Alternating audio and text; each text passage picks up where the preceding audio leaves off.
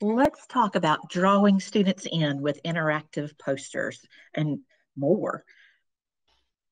Okay, we've got our bit.ly that we've shared. Hopefully you'll be able to connect with this set of slides there. Today, Tanya Churchill, Barb Vinyl, Melanie Farrell, and I are with you to help you learn a little bit more about how to draw your students in. While you're with us today, please mute your microphone and choose whether to have your camera on or off is your preference. We love to see faces, but it's not a requirement by any means. Please introduce yourself in the chat and ask any questions. Melanie and Barb are serving as our moderators, so they will be the ones reviewing that area and helping to keep Tanya and I on track as we're going through the presentation today. Remember to unmute your microphone when you're called on by the facilitator or the moderator to ask your questions. So we look forward to our time together. After today, we hope that you will be able to access the North Carolina Digital Learning Standards for students. You'll be able to utilize Google Draw and other tools to engage and empower students in learning, and can support students using those digital tools to demonstrate their learning. Here's a quick overview of the North Carolina Digital Learning Standards for students, and we will be covering 5 of the 7 different areas. You'll get more information about that shortly with Tanya. So let's dive in. If you click on the laptop here in the middle, it'll take you to a Google Draw that we will use for our presentation today.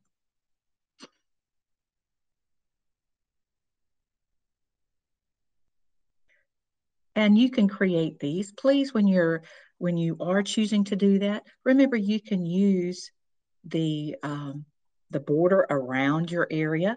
It doesn't get sent out if you save it download it as a JPEG, but it is a very useful space for you to use, just like your desk space might be at your desk.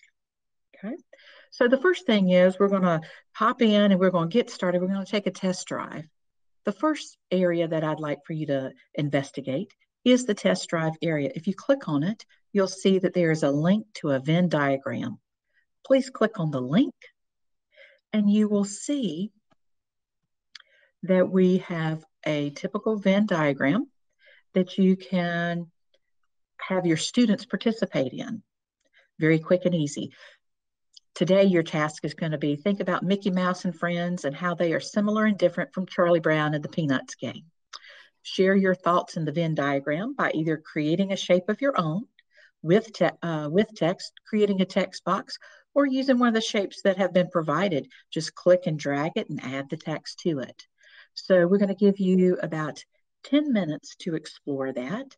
So if you do have an opportunity to finish, there's an optional area that you can also explore where you can give some other ideas, a go-to digital tools. So enjoy. Feel free to ask questions if you have them.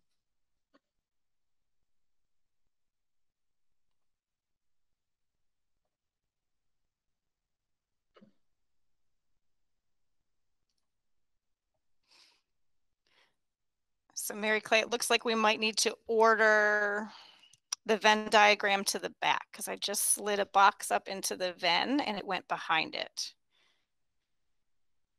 Okay. That might be a fun little lesson here. Doing a little right click. We Order. Send it to the back. There we go. Look at people were talking back there behind that board. There we go. So we do need a clarification. So can we just clarify that we're going to open the slide deck and go to slide 6 and then click on the link, which takes them to that other document. Is that correct? Right. If they are in the slide, when they were on slide number 6, they will click on that image. It will take them into our presentation drawing. And if they click on the little test drive gas pump, it will take them to the Venn diagram where we are now. Great. Thank you for that. Does anyone else need the directions as to how to get there? If you do, please just let us know in the chat.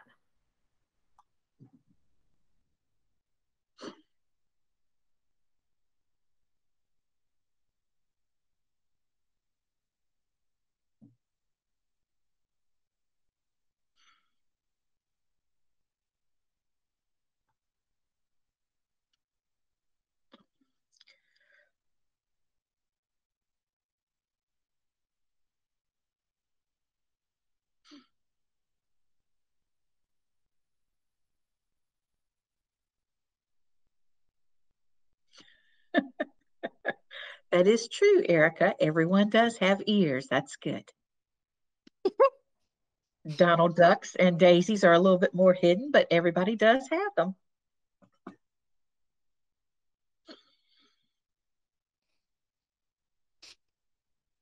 That is right. The animals in Charlie Brown don't talk, right? Woodstock squeaks, right? Squeaks only, yes. Okay.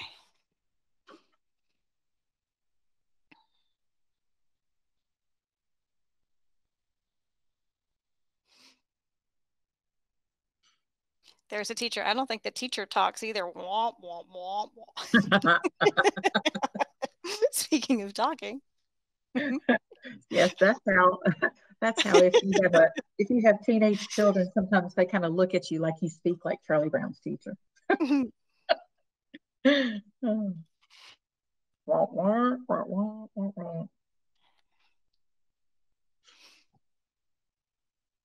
And if you've had a chance to try some of those and you're ready to try a different option, if you click over here on the optional area, click on that area, you can go to an additional opportunity. This is totally optional, but what is your go-to tool for blended learning?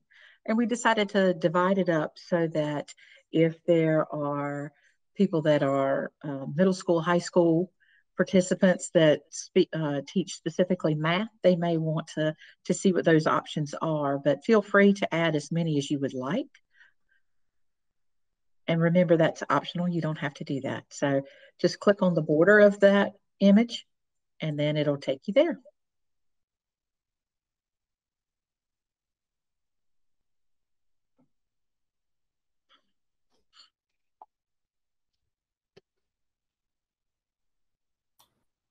We just wanted to clarify that, any of the items that are shared in our slide decks, you most certainly can take and make a copy of, customize for yourself, use in any way you wish to.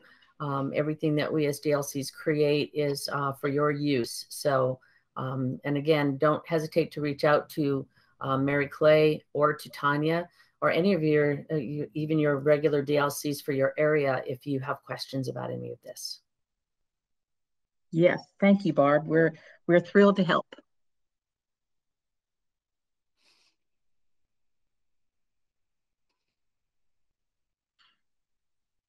Okay.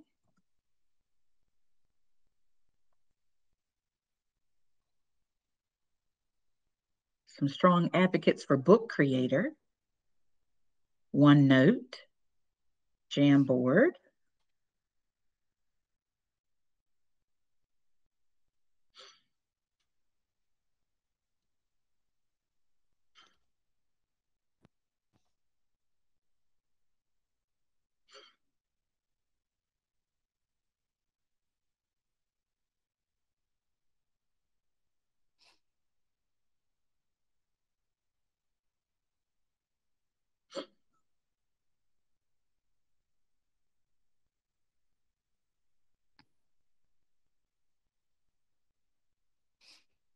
I think we need to duplicate that DESOS instructional strategies for all of them. I agree. I agree.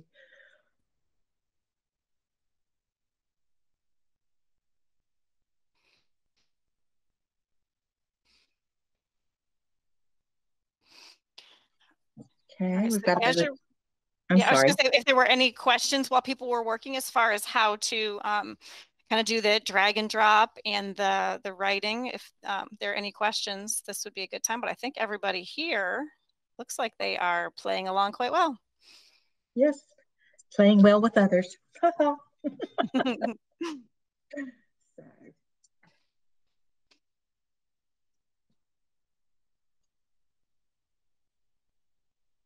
So let's look back at what we had on our Disney Peanuts Venn diagram. A great way for you to engage your students, that even if they choose not to have their camera on, you're going to be able to see who is participating and that they are actively engaged. We've got animals, the differentiation about how the animals talk and do not talk. They're all friendly. Cartoons, humorous, great music. Yes. Um, there you go. There's a teacher in Peanuts. Not really a specific teacher in the Disney realm. So, but just one idea, something low stress, an opportunity for the students to be able to enter into an example like this. Mary Clay, Yes, ma'am. I was wondering if you could demonstrate where a teacher, if they're using this as a collaborative drawing, how they can open up their history to see exactly which student is saying, inserting their comment under that file version history.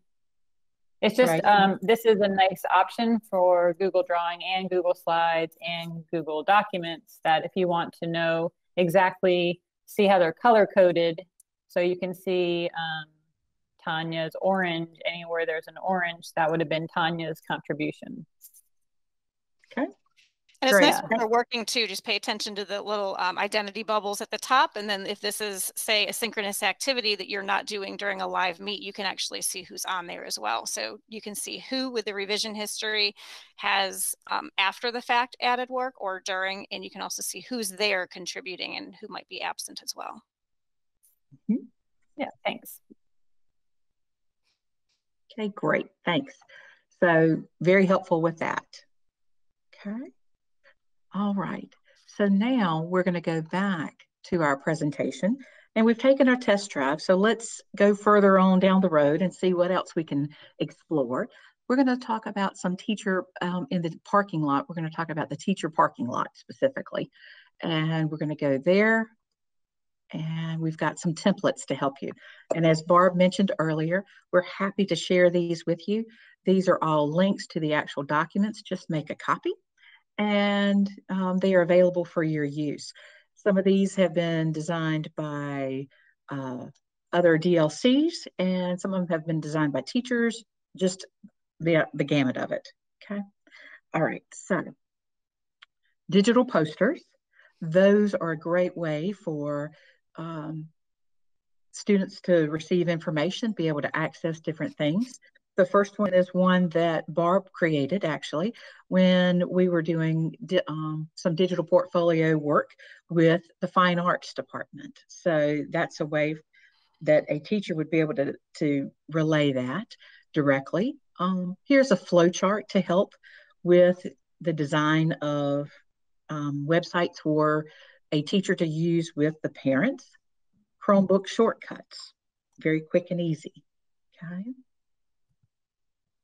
Graphic organizers. We've touched on this a little bit with the Venn diagram, but here's another template for you to be able to use. A timeline, a comparison chart, okay?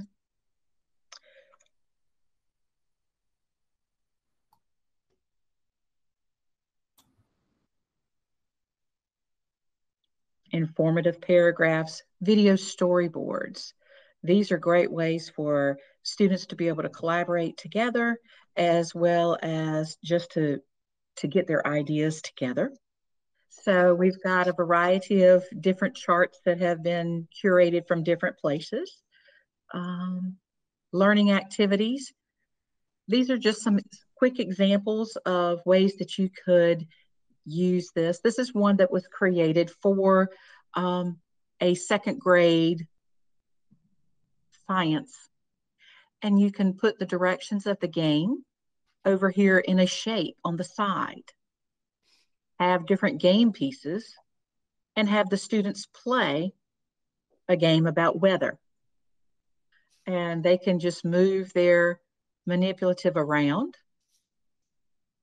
however they go. So this is one way to create an interactive way for students to engage with learning. Okay. Another, this was highlighted previously. If you look back in September, I believe, these were shared then in the DLC newsletter. Hopefully you check those out. Check real soon. There will be another one being highlighted again this week. The December-January edition is coming out. but just different ways. And you've got lots of different ways that you can engage students. There are some of these that are an audio file to demonstrate how you pronounce the coastal town of Beaufort. Instead of in South Carolina, it's pronounced Beaufort. Just here's something about the Biltmore House, Halifax Resolves in Halifax, North Carolina, and a Google form, an ed puzzle. You can engage in a lot of different ways to help do this. This is a great way for PLTs to collaborate together to create a product that the whole grade level would be able to use for a unit of study. Okay. Another one that was created is one called Farm to Fabric.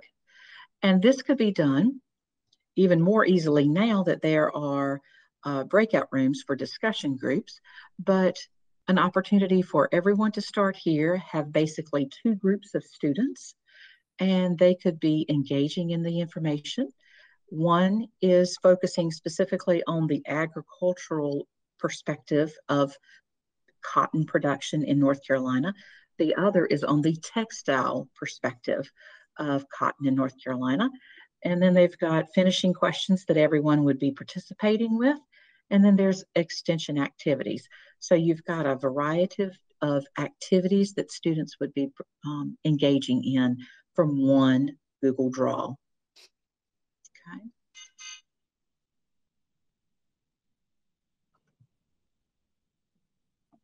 And let's see.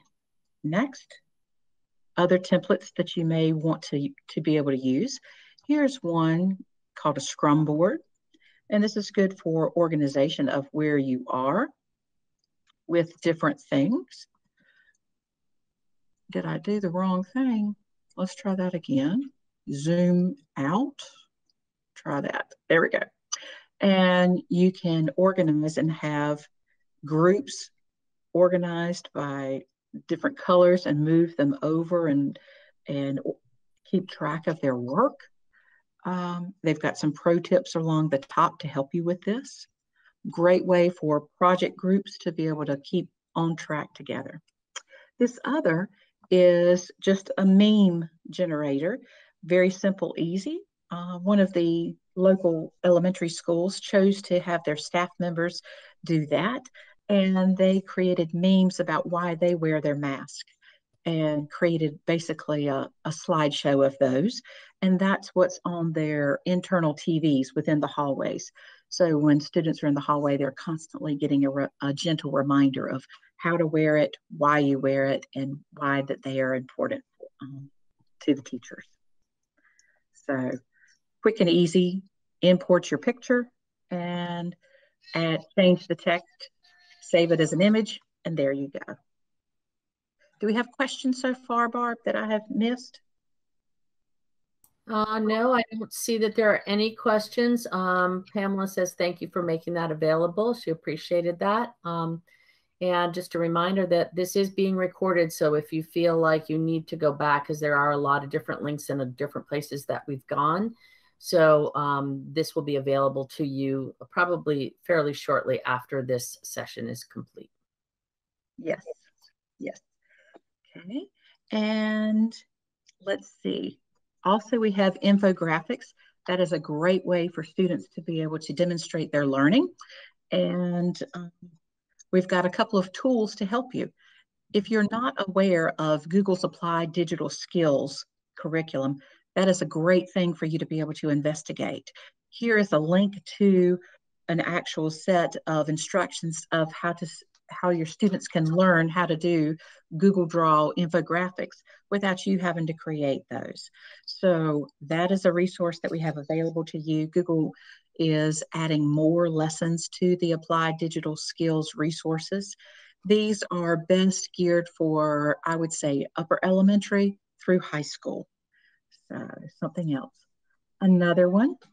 This was just recently discussed in the Ditch That Textbook Summit, and it was a Google Slides icon board, an easy way to make it easier for our younger students or for any of our students actually, but it allows you as the teacher to curate the commonly needed icons that the students may need. They can just pull them from the margins onto their area, and they don't ever have to worry about cleaning up when they're finished, because whatever's in the margins will not be shown when they export it or download it as an image. Okay, quick and easy. So you just click there and it'll take you there to the article about that. You can get the Google Slides template or the PowerPoint template for that. Okay. Another example would be Jamboard. Okay, this is a newer tool that is into the educational world. It was created under the play area, and Google has realized that it is something that is very beneficial in the educational realm. We've got some Jamboard samples for you to explore here. There are all kinds of samples here for you. We've got Algebra 1, we've got brainstorming, place value.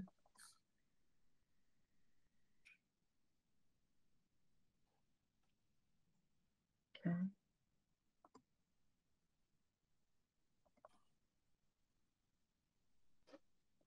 Lots of these, and know that you're welcome to explore all of these. There's a whole folder of them. As you can see, there's quite a few for you to check out, and they have different age levels that they would be most appropriate. The word work collection versus the Algebra 1, very different group of students, but still Jamboard is a good resource for you to be able to very easily use within your Google Meet. Okay. And now we're ready to look at some specific student examples. Okay. All right. So that link, I did what Mary Clay did on the drawing slide, where we were having trouble with the school and that linking up. So I did hyperlink the work student parking lot. So hopefully everybody can get in. If not, please let me know.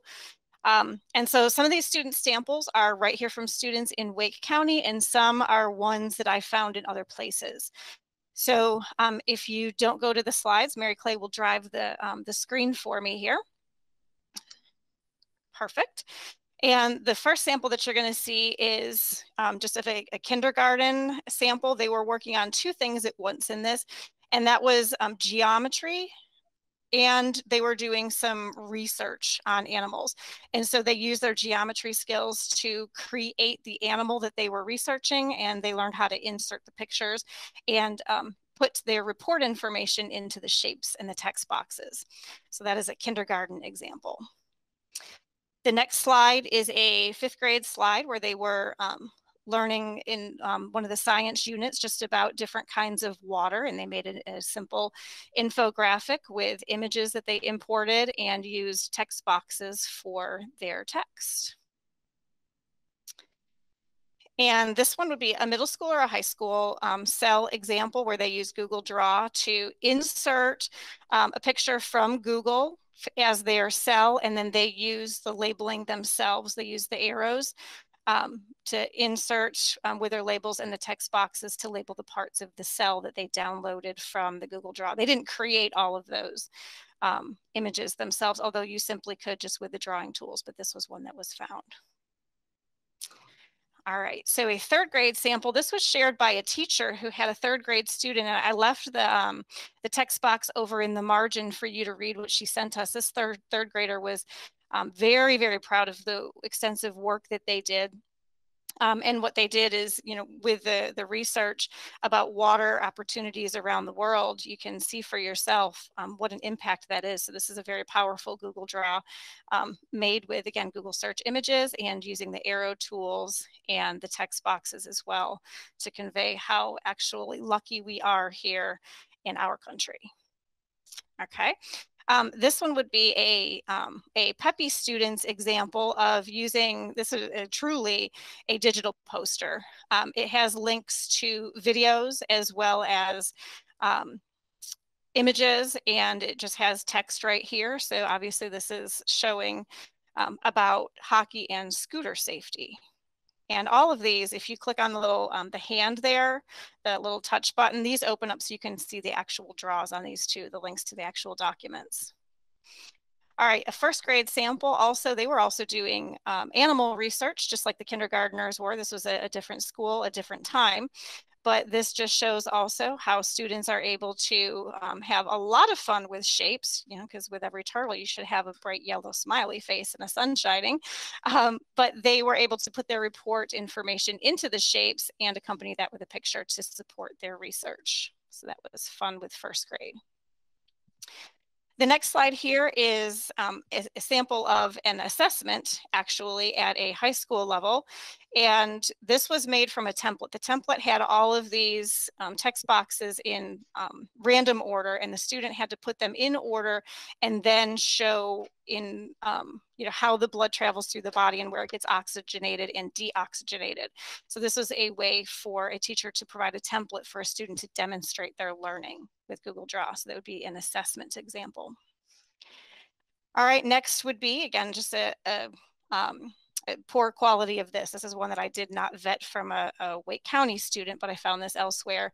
And this is just the Byzantine Empire, and where they're importing the maps and then using their own text boxes and shapes and arrows to label according to what the content requirements were for the assignment. And then one last one here, you'll see some of these again here in the next section coming up. We've got a student sample, science, just talking about different types of pollution and how they gridded the pictures and use pictures as backgrounds to use their text, as well as some of those titles there, the water pollution, air pollution, and land pollution, were created with the word art for this one. So this is, again, another display of collected information from research for the student samples. So Tanya, we have a question. So how do you insert videos into a Google Drawing has been asked in the chat. Okay. And we do have a slide later that will show as well, but to insert a video, I guess I would have to have a video, but you would do, you can insert video here up in the, actually I'm showing my screen, but it's actually Mary Clay who's showing her screen. Mary Clay, if you'll just pop out, there you go, just the insert and then the video option, if you'll show that. Okay. And then you can get one from your Google Drive if you've created something, or a URL from a YouTube site, and just put in, you can either click on the file from the Google Drive option or just paste in the URL if it is a Google or if it is a YouTube sample, and then the video will go in. You can also link images though. So say you don't want the actual video to be embedded, you can select a picture, and I'll let Mary, so she's got a video here. You can insert one if you want to. Go ahead and select one. We'll put it in and then delete it. And then the video goes right in and it is embedded inside the slide. So that would be what you would have seen on the Peppy slide, where it had the hockey videos off to the left.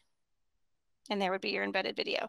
Now, if you don't want to embed the actual video, but you want it to be a link, if Mary Clay were to just click on the image where it says water pollution, land pollution, just click on the image. Yep. And then you go up to the link button, the chain link button just above that blue strip there. Yep.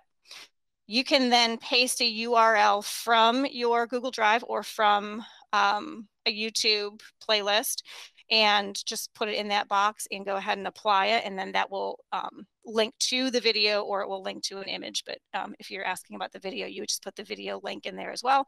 And then when they clicked on that image, it would go outside the site at this point. That's the difference between embedding it with the insert video tool and then just linking to a picture. If you link to a picture, it will take you outside of your presentation and give you a new tab. So that's the difference there. And Tanya, that's one of the things about how to move it from your Google Slides into your Google Draw. That's one of the things that we've got as a teaser to get you to connect with your DLC at a later time. Yep, and we have little GIF examples here shortly in the presentation as well that will show you some of these as well. Okay, so I'm going to break this so that we don't have that. Okay, perfect. There we go. Perfect. Were there any other questions before we go on to the next piece?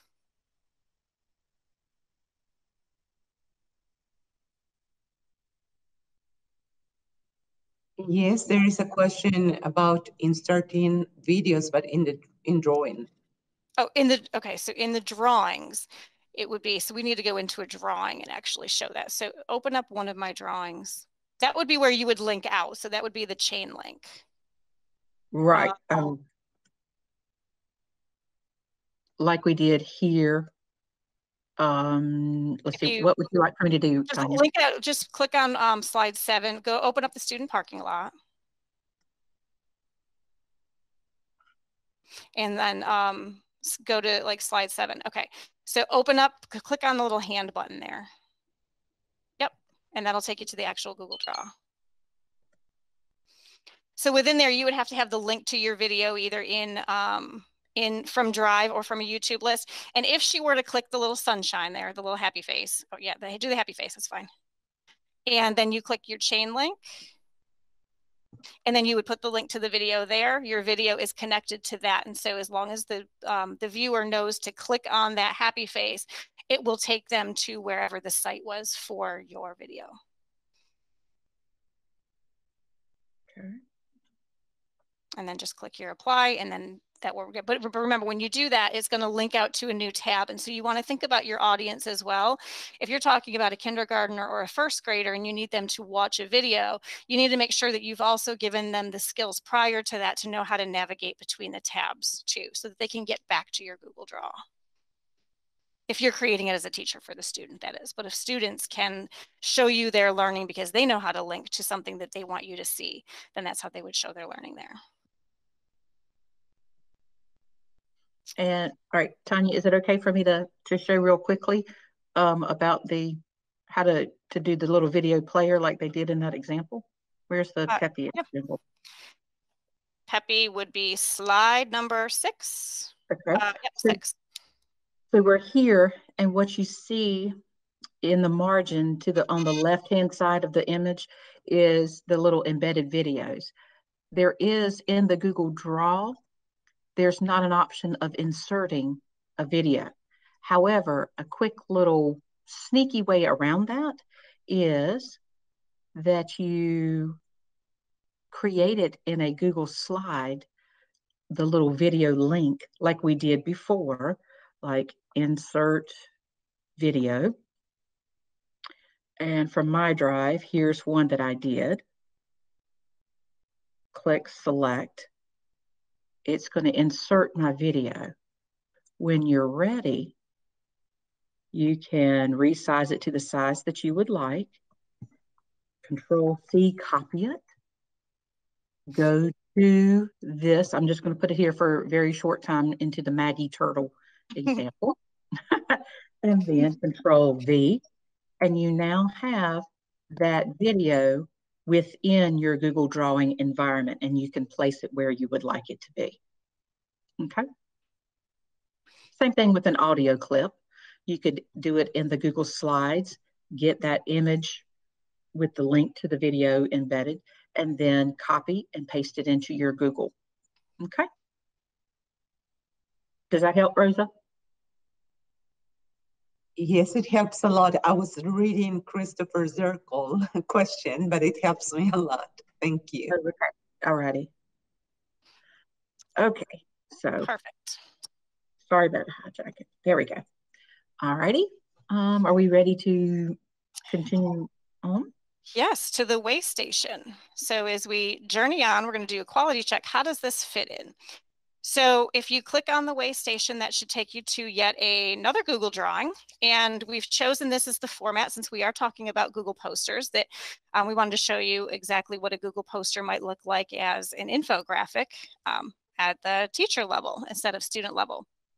So this is a strong contender as a platform to use for communicating information, because within this document in the upper left, you'll see that the North Carolina Digital Learning Standards for Students is actually a document available for you. If you were to click on where it says click for website, it shows you what all of the North Carolina Digital Learning Standards are. Now, this is the implementation year for how the student standards have now shifted to a new set than you were using prior. So there are 7 standards. And again, if you were to click for the website, you would see all 7 standards listed. But digital posters using Google Draw will satisfy 5 of those standards just by merely providing this as the tool either for your students to show their learning or for you to use within your teaching. So number 1 standard is empowered learner. And 1C and 1D fit this learning standard quite easily. And just to show you how to use this infographic, those little blue play buttons will show you a video that would explain how a teacher is using those standards in their classroom to help you get further ideas for how that standard would be met in your teaching and lesson design with your students. Now, next to empowered learner, you also see 2 digital buttons there, 2 buttons, and that links out to some student samples that you will have already looked at. So this one right here, if you just do, you don't have to necessarily open them up, Mary Clay, but yeah, just hover over that one. That would have been the one with the student assessment. So that would satisfy 1D, where the student has the ability to choose and use and troubleshoot current technologies to transfer their knowledge to explore emerging technologies. So they've used that piece of technology to show their learning. And then for the 1C, this is a really poor copy. If you would open that one up, Mary Clay, because this is one that I have pulled off of another site, but it just demonstrates how as a student is working on an assignment, you can use those comment buttons to receive and give feedback to and from the student and the teacher in order to improve the work. So let's say the student is working on the project, the teacher can say, you know, this is really good here, but make sure you're paying attention to X, Y, Z, or you meet that criteria. And then the student can then, as they continue to work, add the teacher feedback there, and the student can ask questions back too. So that shows the 1C, how students use technology to seek the feedback that informs and empowers their practice. Okay. Digital citizenship, 2C, addresses copyright and fair use. And the sample that I have for the digital citizenship, it indirectly supports this. So we're going to say, if you are doing, for example, this air pollution poster, you don't always see the evidence in this because you would have to give those lessons to your students where you'd say, so if you're using images in your draw, make sure you are using images that you have the rights to use. And that would be with, if you go up to tools, are you able to show that there with the tools? I want them to be able to see how you can find that. And actually it's not tools. So you can use the explore tool there. So under tools, you go to explore, and you can look for pictures there, and it helps you cite examples or cite your sources. And you also want to make sure that you have just rights to use them. So you might not always see credits cited like you would in a slideshow. If you were going to use things that you would have to give permission to, you might insert a slide for that. Whereas if they're using fair use or what do you call it? Images you're allowed to use. Losing my articulation here. Yep, so you can insert that way. So make sure that when you are having students curate materials, that you are teaching them those digital citizenship pieces. Usage rights is the word that I was trying to look for. All right, so for Knowledge Constructor, we need to make sure that we are teaching our students how to consider the source that they're using. Are you going to allow them to use Wikipedia, which is a site that anyone with an account can go in and edit the information? Or does the site have edu or org or net after it? So again, this is sort of some behind the scenes teaching to make sure that your students are using credible sources. Sometimes you as a teacher may want to give the sources to your students you want them to use. You know, Discovery Ed is a resource that is just loaded for all subjects, and you might want to direct your students there and have them use content there. So the sample that I have next to Knowledge Constructor, looking at Mary Clay's screen here, is that Peppy one, again, where they curated information from various sources. And you want to make sure that they are sources that are reliable, and you can mash them up so that you have variety. You've got some images and you have some videos and you have some text as well. And so this might be an example that would satisfy the knowledge constructor student standard. And then for creative communicator, students create original work or responsibly repurpose or remix digital resources into new creations. And so where Mary Clay showed you some of the samples where they had things, images on the side already, they could use some of those images to create something. Or the work can be completely original, which is most of the student samples that I have showed you already as well. And then as far as publishing or presenting the content, it could be into a digital portfolio, or they could share it into Google Classroom, or if you had a Google Doc or a slide, or even a spreadsheet that you wanted students to insert their work into so that they could see each other's work, that would be an example of creative communicator. And then as far as global communicator, works, the sample that I have next to global communicator isn't necessarily a sample that used outside resources, but would lend itself very well. And that was that water sample about water availability throughout the world. This would have been a really good project that would have allowed students to reach out to community experts and ask them questions about the water. And that could be incorporated into a project such as this. That specific example honestly was just done through research with the book and the students' research within the parameters of the classroom, but that project would lend itself very well to be able to reach out to other people in different areas, of course, vetted by the teacher and with permissions to reach out. But that would be an example of how global collaborator might satisfy, might be a satisfaction for one of the assignments in Google Drawings. Tanya, and like in that example that you're sharing, like a link to a grid pals that the teacher arranged with teachers around the world, that would have been a great opportunity for that. Absolutely. And, you know, with Twitter, teachers can, you know, reach out to people from around the world as well and say, hey, my class is working on this. Does anybody want to collaborate with me? But one of my favorites is that grid pals built right into Flipgrid too. Mm-hmm. Absolutely. Lots of opportunities. All right, and then just as a little bonus, we are still being observed this year. If we go back along our path and we click on the little pedestrian sign, just a quick mention for the digital learning competencies. You still are being evaluated as teachers, and we have to make sure that you are reaching the competencies that you need to, getting the credits that you need to. And so using these digital tools such as Google Draw for the posters really satisfies the I'm going to open it bigger on my screen. I can't use my glasses with my mask on. So as far as the data and assessment, ooh, my screen's going crazy. Using the performance data and digital tools to empower student metacognition for self-assessment and self-monitoring and showing their own learning progress. So providing these tools to them helps with that data and assessment. The teacher leadership in digital learning to engage in virtual and face-to-face learning communities to expand mastery of technology applications for professional growth and student learning by you being here today and learning how Google Draw and digital posters can enhance your learning. Right here satisfies the leadership in digital learning. Again, the digital citizenship, knowing your copyright laws and fair use and teaching that to your students, that satisfies that competency. And then the digital content and instruction, design technology enriched learning experiences that encourage all students to pursue their individual interests. By you providing these opportunities, you are satisfying the digital content and instruction as well. So those are your digital learning competencies.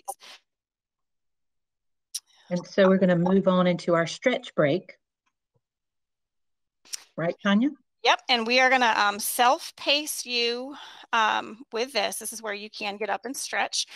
We encourage you to try some things here while you have us here to ask questions. I'm going to show you how you can use your copy of the template. So your instructions are you try. You're going to pick 3 or more functions to try.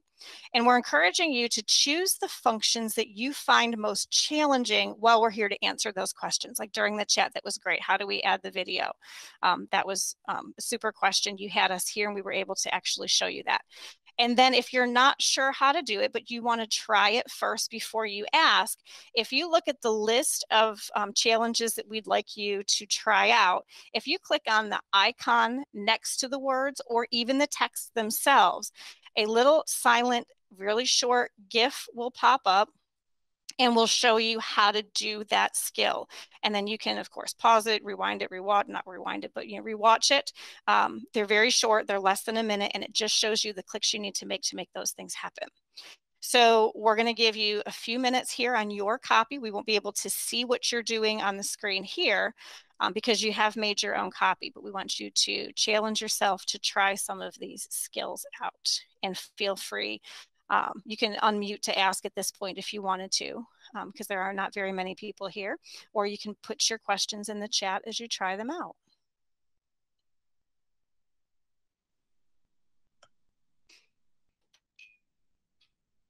All right, so looks like Mary Clay is going to turn that image into a shape. Rounded corners. And an oval.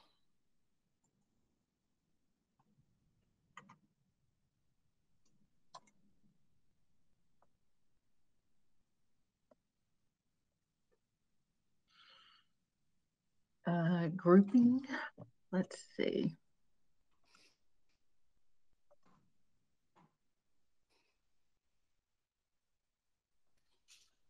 Let's make a little house for this dog. I see where you're going. You're going to make the dog house out of shapes, and then you're going to group those shapes together so they don't separate. Yes? Yes. All right, let's watch it. Let's see. Now Snoopy's doghouse, what the color of his roof is what, always red? I think so. And the bottom is always white. Mm-hmm. And let's make sure that the lines are a little bit more defined. Okay. There we go. So we have those. So I'm going to select them both. And then right click and choose group. That allows for the two shapes that I created to move as a unit. Okay. Erica says his whole house is red. Well, this is Snoopy. Oh, his whole house is red? This is real Snoopy, not animated Snoopy. His house is white. Or it's red. Okay.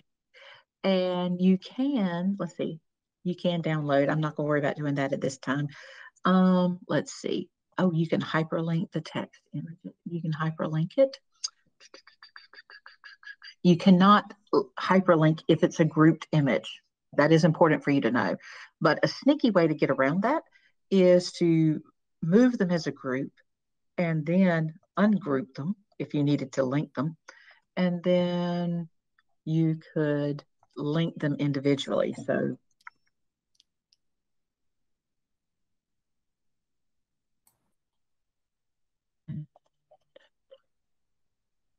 I just would like to give us a quick time check that we have about 6 minutes left. Yeah. Thanks, Barb. So closing, and Barb did put in the chat that make sure that you're checking or visiting the feedback form for us as well before you leave, but we will get there as well just as we close up. Right. Inserting a word art. Insert word art. Just type it. And press enter to save. And there you go. Doesn't look like Snoopy, but it is Snoopy. And to change the color of the interior of the word art, you go to your paint bucket and you can choose. Okay. Let's see. We talked about filling shapes, formatting shapes, formatting the text in a shape. So let's make a quick shape. And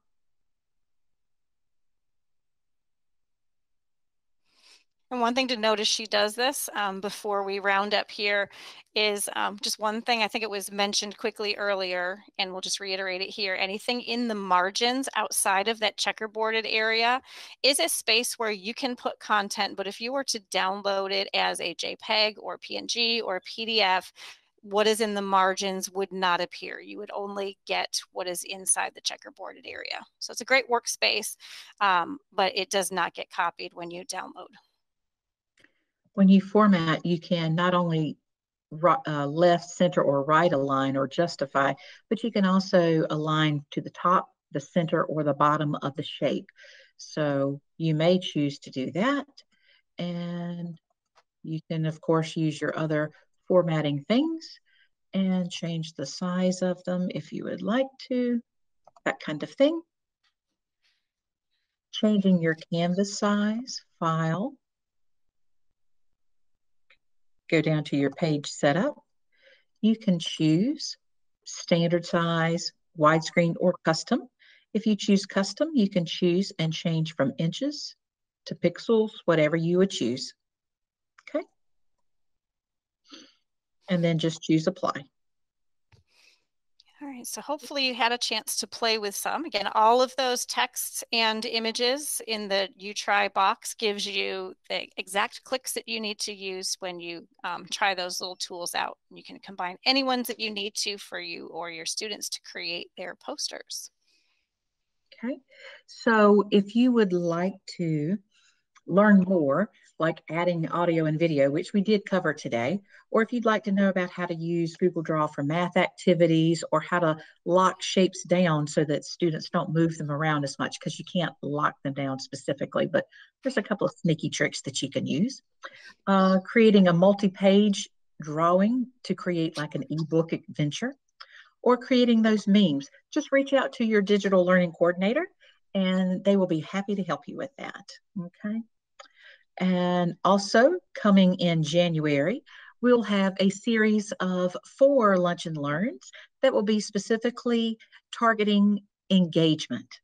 And so it'll be a different topic each week. So just come back in January after you've had a wonderful winter break, and we will look forward to seeing you then. So just please share this information with your friends so that they can eat their lunch and feed their brain and feed their tummy at the same time. Of course, the session recordings will be available, and they will be at the DLC website, dlc.wcpss.net.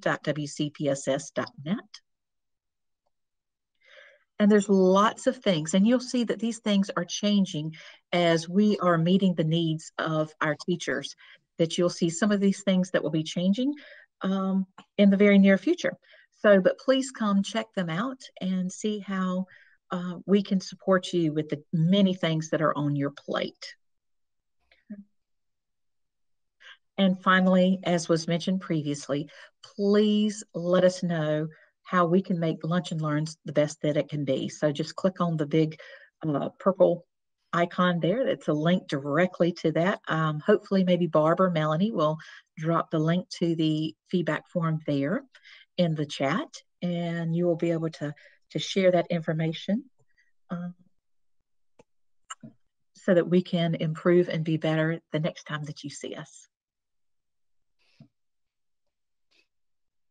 All right, and if there are any lingering questions, we are going to hang out here for a little bit, and you are free to go when you're ready and free to chat and ask or comment if you want to as we remain here for a bit.